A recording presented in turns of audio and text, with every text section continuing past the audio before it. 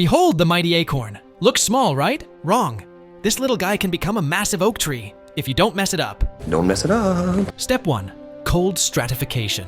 Fancy word, but it just means stick it in the fridge. Grab a damp paper towel, wrap your acorn, and pop it into a plastic bag. Fridge it for at least 4 to 8 weeks. It needs to think it's winter before it wakes up. After its cold spa retreat, it's showtime. Look for a sprout.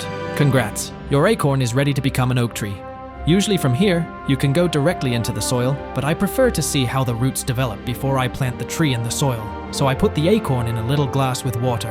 The roots start to grow right away, and already after some days, you can see how the acorn starts to open to pop out its first little leaf. Step 2. Light.